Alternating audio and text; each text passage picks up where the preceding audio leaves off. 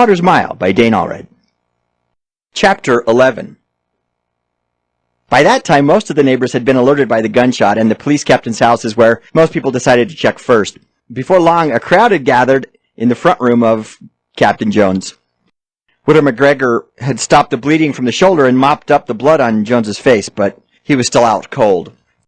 Many of his neighbors milled about the room, wondered just what had happened, and after congratulating each other on their bravery, wondered if the person who had wounded their police captain was still somewhere close by waiting to shoot them too.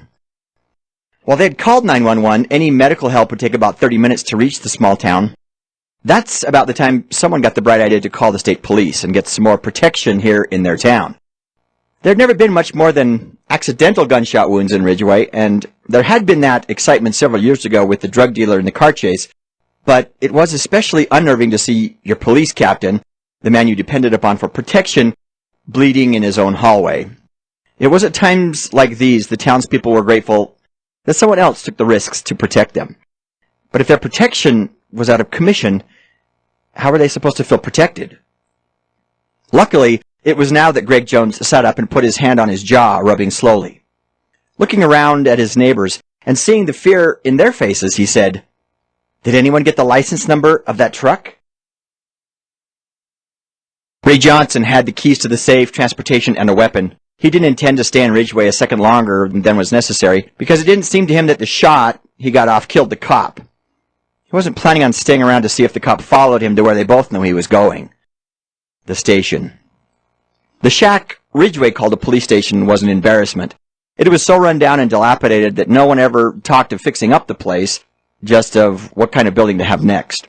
Most people favored moving it to the old woolen mills, which had been empty for 25 years and whose roof leaked in most places. It wasn't hard for Ray to break a window and unlock the door.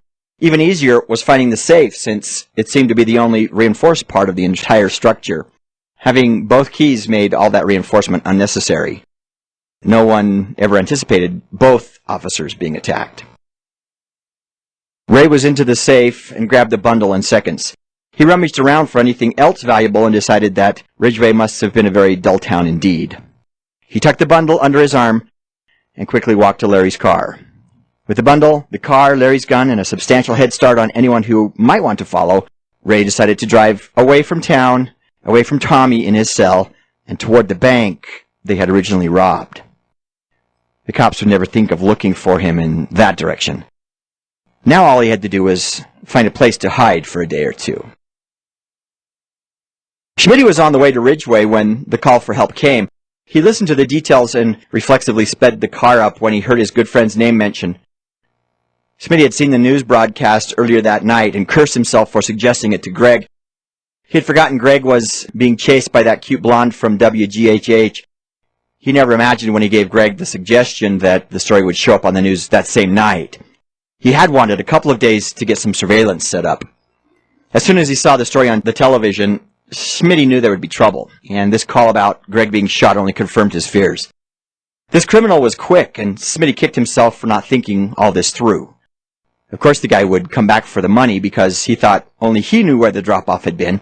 When he saw the news that night, the short guy who ditched his partner must have done a backflip thinking he knew where the money was. Schmitty also thought he knew why Greg had been shot. The short guy wanted the vault key.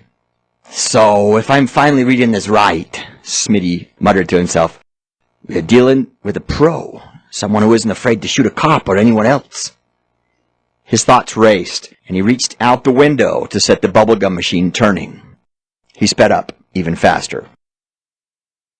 John Graham stood looking at his friend, Greg Jones. Widow McGregor had fixed him up so fast there was practically no blood on his arm at all. Greg was up, walking back and forth in his kitchen, tethered to the phone by a cord that was too short. He tried to call his deputy, but there'd been no answer. Greg was now trying to get Schmitty on the phone. He was also unavailable, and no one could tell Officer Jones where Harold was at the moment. When Greg hung up the phone, John pulled his friend down onto one of the kitchen chairs. "Greg, take it easy," said John. "You've been shot.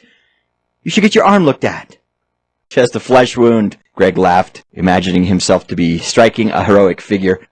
"Really, John, it was a clean shot. No bone. The muscle's a little sore.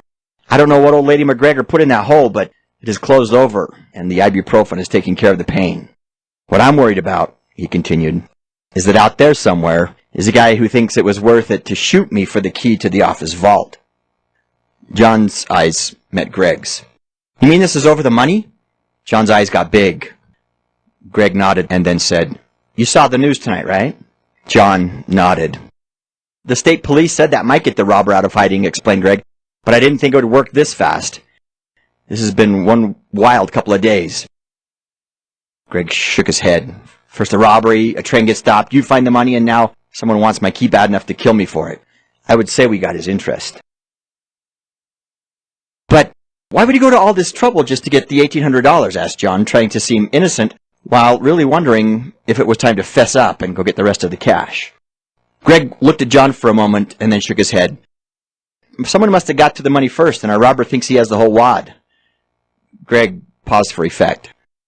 Any other ideas why he would do this? Greg asked, indicating his wounded arm. Silence. Then John said, I really have no idea why he would shoot you. Then more silence.